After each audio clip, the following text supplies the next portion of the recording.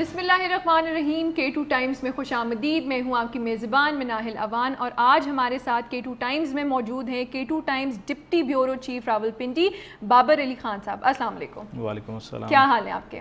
First class. आप मुल्क का बताएं, महंगाई का बताएं, अवाम बहुत परेशान है, आपका क्या कहना है इस बारे में? इसमें कोई दो राय नहीं है कि इस वक्त पेट्रोलियम और पेट्रोलियम से मुंसलिक जितनी मसनूआत है उसमें इजाफ़ा और बतदरीज एक इजाफ़ा पहले हुआ करता था बहुत कलील मिकदार में, थोड़ी सी अमाउंट में। अब क्या है कि रातों रात प्राइसेस बढ़ जाती हैं। उसकी वजह से तमाम इम्पैक्ट जो है वो पब्लिक पे ही आता है, आवाम को ही बेयर करना पड़ता है। बिल्कुल। उसमें हर तरह की चीज़ें हैं। देखें, उससे मुतल्लिका जितनी भी चीज़ें, चाहे वो अशियाए खुर्दनोश हों, अद्वियात हों, ट्रांसपोर्टेशन हो, वो सब मुतासिर है। ठीक है। और वही एक बड़ी वजह है जो कि महंगाई की एक बड़ी वजह है। तो इसको अरबाब इख्तियार को ये सोचना चाहिए, ये फ़ैसला लेने से पहले कि आया ये आवाम बर्दाश्त कर पाएगी या नहीं। लेकिन अब तो हुकूमत ने ज़ख़ीरा दोज़ी और डॉलर के ऊपर भी उन्होंने बहुत ज़्यादा एक्शन लेना शुरू किया है, तो आपको लगता है कि एक मुल्क में थोड़ी बेहतरी आएगी, महंगाई में कमी आएगी? देखें, गुमान अच्छा रखना चाहिए कि मुल्क में क्या होने जा रहा है। बिल्कुल। अच्छाई की उम्मीद रखनी चाहिए, लेकिन पॉलिसीज़ क्या हैं, स्ट्रेटजी क्या हैं, वो देखना ज़रूरी है। अगर यही पॉलिसीज़ हैं, यही स्ट्रेटजी है कि जिसके रद्द-ए-अमल के तौर पे इजाफ़ा होगा, चीज़ें महंगी होंगी, तो इस तरह मुझे नहीं लगता कि इस तरह सूरत-ए-हाल को कंट्रोल कर पाएंगे। तो इनको इसके लिए बेहतर जो है ना वो सूरत-ए-हाल को बेहतर बनाने के लिए कोई ना कोई अच्छी मुस्बत और मरबूत पॉलिसी बनाने की ज़रूरत है। हम K2 टाइम्स की वीकली ख़बरों की तरफ बढ़ेंगे।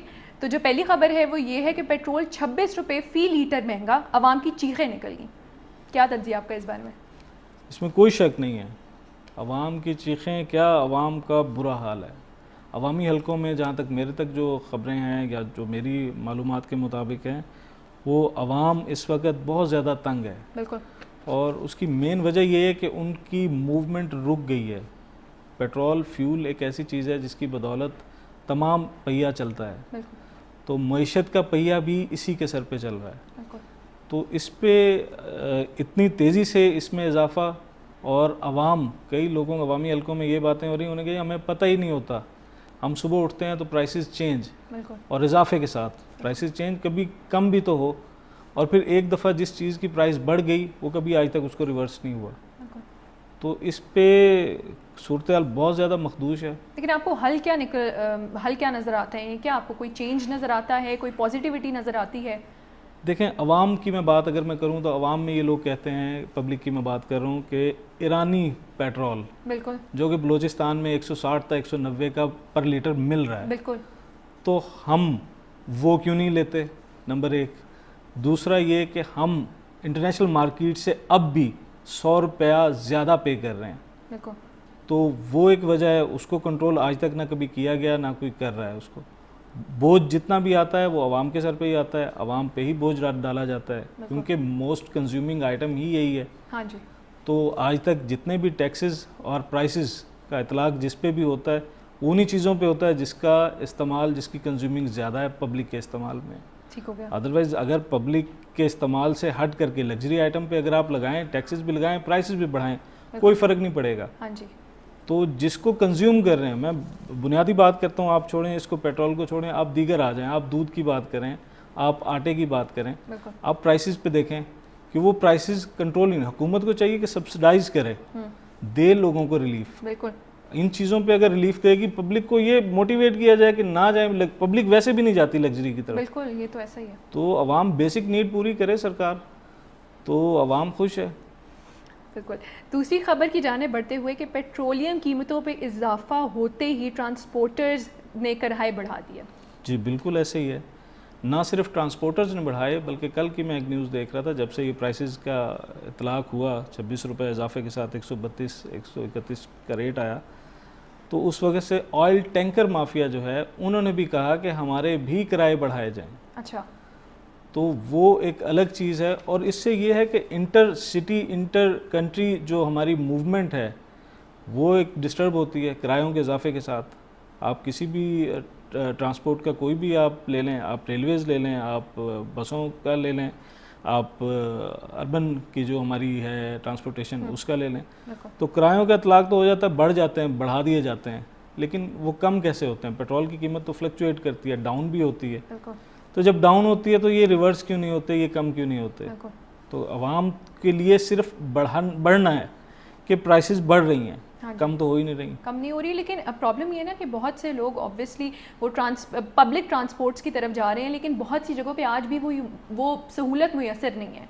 तो आवाम ऑब्वियसली उन्होंने काम पे भी जाना है, यूनिवर्सिटीज़ में भी जाना है, कॉलेज पे भी जाना है, तो उसका क्या कोई सोल्यूशन नज़र आए, कोई क्या है क्या नहीं? सोल्यूशन पे भी इस पे क्योंकि बहुत आवाम सिर्फ हल चाहती है, मैं अर्ज़ हमें करता सिर्फ हूँ, तबसरा। इस पे बहुत बातें हो चुकी हैं कि ठीक है, अगर पेट्रोल की ही कीमत बढ़ रही है, पेट्रोल हमारे बिल्कुल हाथ से निकलता जा रहा है, उसकी प्राइसेस कंट्रोल हम नहीं कर पा रहे, तो इलेक्ट्रॉनिक प्रोडक्ट की तरफ ही ले आएँ, बिल्कुल लोगों को उस तरफ ही ले जाएं। जो इलेक्ट्रॉनिक्स कार्स हैं, इलेक्ट्रॉनिक बाइक हैं, उनको ही प्रमोट कर दिया जाए, बिल्कुल बिल्कुल। उस पे ही सब्सिडाइज कर दिया जाए, पब्लिक को वो सहूलत ही दे दी जाए कि अगर हम इस चीज़ को नहीं, क्योंकि इसको भी करना उनके इख्तियार में नहीं है, बिल्कुल ऐसा ही है। क्योंकि अल्टीमेटली फिर वही बात आ जाएगी कि जो कंज्यूमिंग प्रोडक्ट है प्राइस उसी की बढ़ेगी। अगली खबर की तरफ बढ़े हैं तो मरीजों को अद्वियात की बिला तातुल फराहमी को यकीनी बनाया जाए, वजीर सेहत। जी बिल्कुल, 3 बुनियादी चीज़ें होती हैं, खुराक, सेहत, तालीम।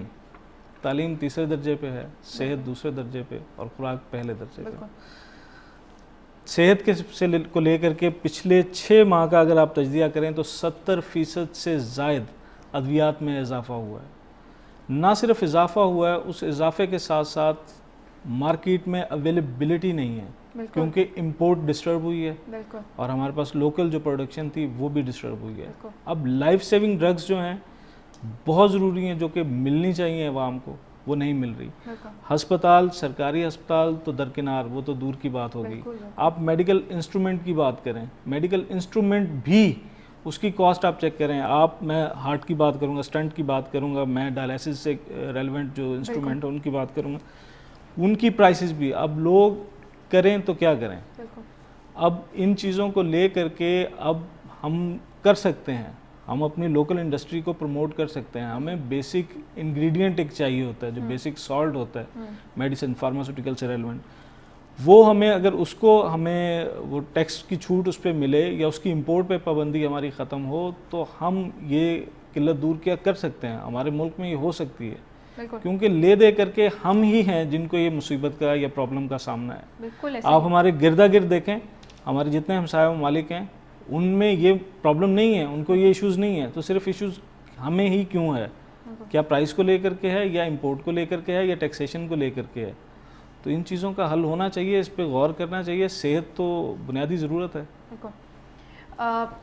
अगली खबर की जानिब अगर हम बढ़ें तो ये है कि गैर कानूनी हाउसिंग सोसाइटीज़ की 11 दफातर मस्मार। बिल्कुल कर देने चाहिए। बिल्कुल देखें, ये भी एक बड़ा इंटरेस्टिंग सब्जेक्ट है कि किसके ज़ेर साया ये हो रहा है, ये किसके अहकामात पे हो रहा है। दफातर बन कैसे गए, सोसाइटीज़ बन कैसे गई, एनओसीज मिल कैसे गए? डेवलपमेंट अथॉरिटीज़ के ही अंडर है ना, हाँ वो सीडीए हो जाए, आरडीए हो जाए, एलडीए हो जाए। अब इस पे सूरत थोड़ी सी और भी लोगों ने मॉडिफाई करना शुरू कर दी कि वो तो चलो एनओसी रिक्वायर्ड थे, बिल्कुल जो सोसाइटीज़ के थे, जो इसके डेवलपमेंट अथॉरिटीज़ के थे, अब फाटा से लेने शुरू कर दिए हैं। जो पंजाब हाउसिंग अथॉरिटीज़ की उन्होंने कहा जी कि उसका हम लेबल लगा लेते हैं। जितनी ज़्यादा तशहीर की जाती है, एडवर्टाइज़ की जाती है, आवाम को फैसिनेट किया जाता है, तो आवाम फिर वही घिसा पिटा एक वो जुमला अक्सर मार्केट में होता है कि जहाँ लालची हैं वहाँ ठगों की कमी नहीं है। बिल्कुल ये तो है। लेकिन हम इसको उस एंगल पे ना देखें, जो डिलीवर करना चाह रहे हैं वो भी लोग हैं, जो अच्छा काम कर रहे हैं वो भी हैं। बिल्कुल। अब अच्छा काम करने वाले भी अल्टीमेटली इससे मुतासिर हो रहे हैं। तो क्या आपको लगता है कि हुकूमत ये लॉन्ग टर्म या परमानेंट एक्शन लेगी, या ये कुछ टाइम बाद फिर से कंटिन्यू हो जाएगा? हुकूमत अगर जल्दी जाग जाए तो बहुत कुछ हो सकता है। हुकूमत की नाक के नीचे ये सब कुछ होता रहता है। जब चीज़ें बहुत ज़्यादा एक्सपेंड कर जाती हैं, मशरूम की तरह हो जाती हैं, तो क्या सोसाइटीज़ को अगर ये एनओसी जारी नहीं होता है तो फिर ये बना कैसे लेते हैं यहाँ पर? देखें एनओसीज कई तरह के होते हैं, एक एनओसी नहीं होता, एनओसी डिफरेंट होते हैं। जी लाइक फॉर एग्जांपल इलेक्ट्रिसिटी का हो गया, सेवरेज का हो गया, और दीगर एनओसीज होते हैं, लैंड के भी होते हैं। तो एनओसी एक आध हासिल करके इनको अलाउ कर दिया जाता है, डेवलपमेंट अथॉरिटीज़ की तरफ से होता है कि ठीक है आप इसको एडवर्टाइज़ कर सकते हैं और आप अपनी जो काम अपना स्टार्ट कर सकते हैं, बुकिंग वगैरह कर सकते हैं, लोगों से पैसे ले सकते हैं। लेकिन उस मद में ये काफ़ी हद तक अपने आप को एक्सपेंड कर लेते हैं, ओवर सेलिंग भी होती है, इनकी लैंड कम होती है, तो उसके बहुत सारे जो नेगेटिव इम्पैक्ट हैं वो डेफिनेटली आते हैं और इसमें मुतासरीन की तादाद ये बढ़ती जा रही है, खा वो हाउसिंग सेक्टर में है खा वो बिल्डिंग सेक्शन में। बिल्कुल। तो ये तो कबल अज़ वक्त होगा कि इनको रोका जाए। खबरों का सिलसिला यूं ही चलता रहेगा, लेकिन एक ब्रेक के बाद।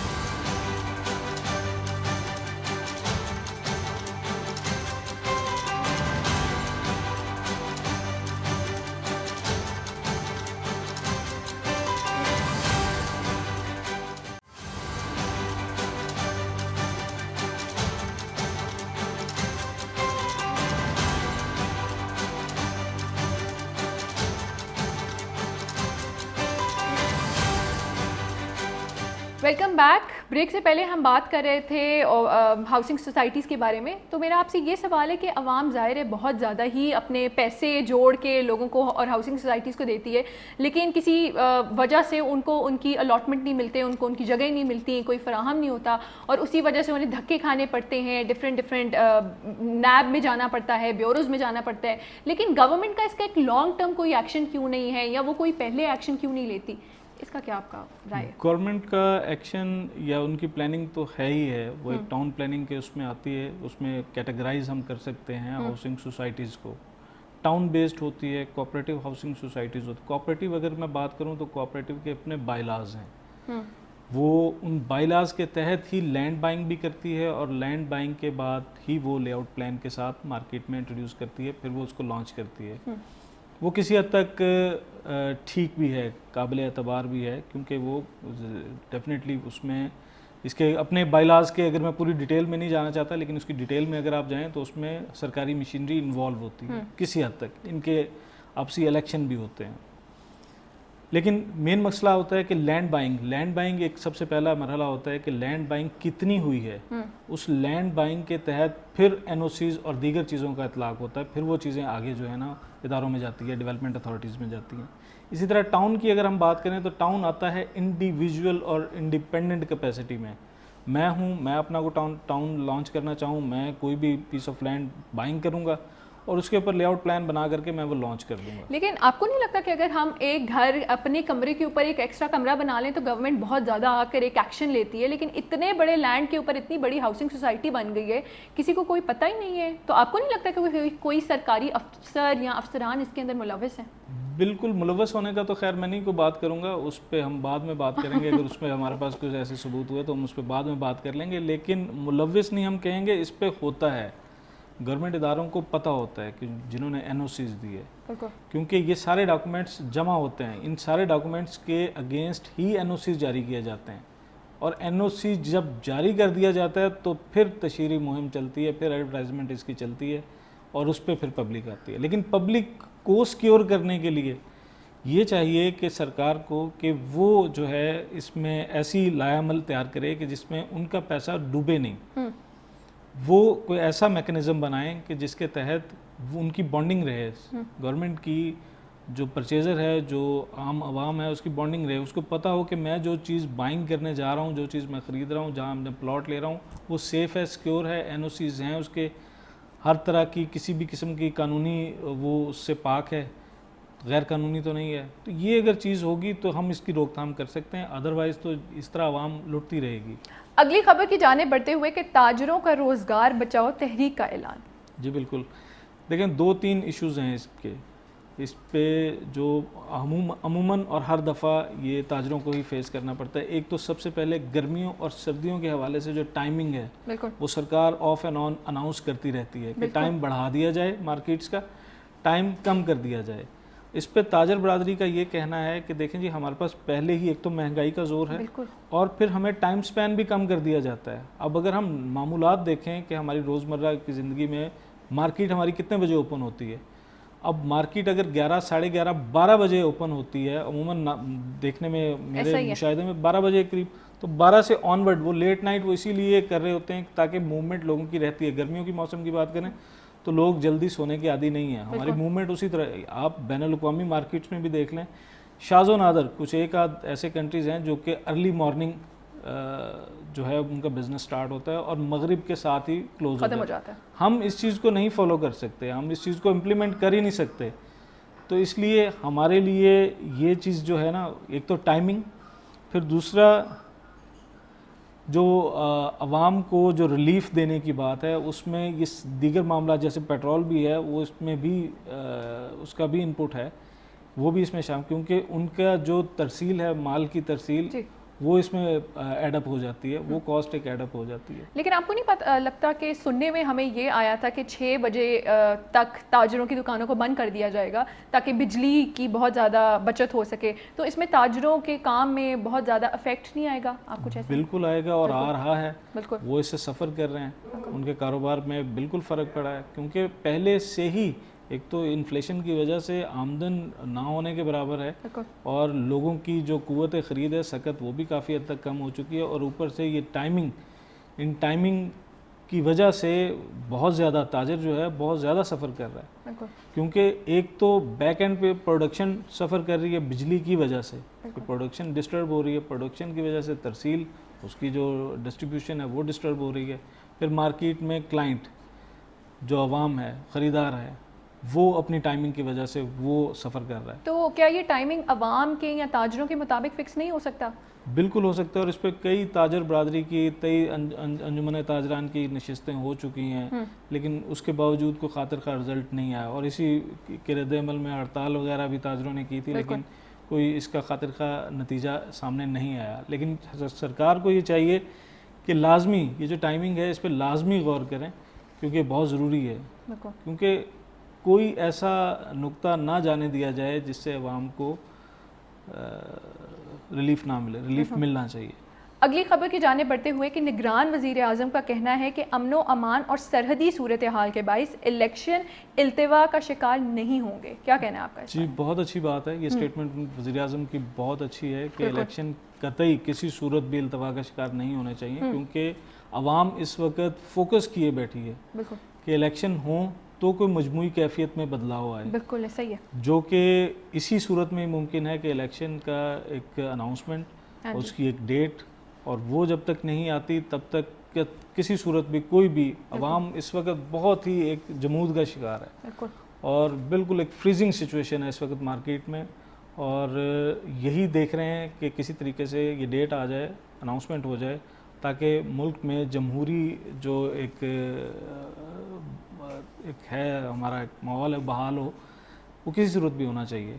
तो इसमें चीफ़ जस्टिस ऑफ पाकिस्तान जो हमारे दर्जे के एतबार से 29वें चीफ़ जस्टिस हैं, जस्टिस काजी फ़ाइज़ ईसा साहब, वो इस पे अपना इनपुट रखें, तो मेरा ख्याल है कोई इतनी नामुमकिनात नहीं है कि इसकी कोई अनाउंसमेंट हो जाए। तो बाकी मामला जो हैं वो चलते रहते हैं, अमन अमान के हवाले से भी, सरहदी कशीदगी के हवाले से भी, लेकिन उससे कतई जो है वो इस पे असरअंदाज जो इलेक्शन की डेट है वो नहीं होनी चाहिए। एक और ख़बर की जाने बढ़ते हुए कि शेख रशीद भतीजों समेत रावलपिंडी से गिरफ्तार, नामालूम मकाम पर मुंतकिल। गिरफ्तार भी हो गए हैं, और अभी तक पुलिस की तरफ से ये स्टेटमेंट है कि हमने गिरफ्तारी नहीं की। बिल्कुल कुछ ऐसी खबरें मार्केट में हैं जी। लेकिन चलें, ये तो अच्छी बात है, शेख साहब ससुराल चले गए वो काफ़ी अरसे से उनकी ख्वाहिश थी, लेकिन खैर वो उनकी गिरफ़्तारी डेफिनेटली अवामी आदमी है। हाँ जी, उनकी गिरफ़्तारी ख़बर तो है। हाँ जी, और अवामी हलकों में सनसनी भी है, क्योंकि वो हमारे यहाँ पिंडी के वो फेवरेट हैं, सुपर हीरो हैं, सुपर हीरो हैं तो खुदा खैर करे, कोई मसला नहीं, क्योंकि वो ये तो जमहूरी सिलसिला है, इसकी कड़ियाँ हैं, तो लोग आते जाते रहते हैं। वैसे तो वो हर दफ़ा सोशल मीडिया पे कोई ना कोई बयान जारी कर देते हैं, इस दफ़ा तो उन्होंने कोई बयान भी मेरे ख्याल से जारी नहीं किया। वो तो जाहिर बात जमहूरियत के हुसन में से एक हुसन उनकी स्टेटमेंट्स भी हैं तो वो अक्सर ही जो है ना वो मार्केट में सरगर्म रहते हैं, ख़बरों में सरगर्म रहते हैं, सुर्खियों में सरगर्म रहते हैं वो। तो वो ठीक है, लेकिन काफ़ी देर के बाद उनको ये सामना करना पड़ा इन हालात का, जो कि कोई बुरी बात नहीं है, जमहूरियत है। अगर तो वो किसी सूरत किसी जगह नहीं उनकी कोई ऐसे हैं मामला, तो वो आ जाएंगे, आसानी से बाहर आ जाएंगे। बिल्कुल, उम्मीद करते हैं। उम्मीद करनी चाहिए, उम्मीद अच्छे की करनी चाहिए। आखिरी खबर की जाने बढ़ते हुए कि PIA का माहाना खसारा 12 अरब रुपए तक पहुंच गया। ज़्यादा भी होना चाहिए ये तो, क्योंकि हम ये देख रहे हैं काफ़ी अरसे से, मैं तो ये देख रहा हूँ कि PIA खसारे का शिकार है, PIA खसारे का शिकार है। बाकी एयरलाइन खसारे का शिकार क्यों नहीं है? बिल्कुल, ये सिर्फ PIA क्यों है? क्योंकि हमने कभी तवज्जो ही नहीं दी। एक तरह से PIA अब हमारे लिए सफ़ेद हाथी बन गया, और हमने इसको एक ऐसी कश्ती है जिसमें कई सुराख हैं। हमने राइट साइजिंग क्यों नहीं की? हमने इसको प्राइवेटाइज करने का क्यों नहीं सोचा? हमने इसकी सर्विसेज बेहतर बनाने का क्यों नहीं सोचा? हमने ऐसा किया ही नहीं। हम किसी भी म्यार, डोमेस्टिक हो जाए, इंटरनेशनल हो जाए, हमने किसी भी एतबार से इसको बेहतर बनाने की कोशिश ही नहीं की। इसीलिए ये लम्हा बलम्हा इसकी सूरत हाल बिगड़ते बिगड़ते आज वो दिन आ गए कि आज ये 12 अरब खसारे पे आ गए। इसके एसेट्स अलग से हैं, वो भी हमारे ऊपर एक बर्डन है। उसमें आपके सामने है, जो कि न्यूयॉर्क की हमारी जो थी एक बिल्डिंग, वो भी इसका एक शाखसाना है। तो इसको अगर प्राइवेटाइज ही कर दिया जाए तो बेहतर होगा। दीगर इदारे भी तो प्राइवेटाइज किए हैं, तो इसको भी अगर कर दिया जाए और अगर प्रॉफिट में आ जाए तो ये भी मुल्की मुफाद में बेहतर चीज़ है। इसको कर देना चाहिए अगर प्राइवेटाइज कर देते हैं, ताकि खसारे का कम से कम ये बर्डन आवाम पे ना आए। अभी तक तो ये आवाम पे आ रहा है।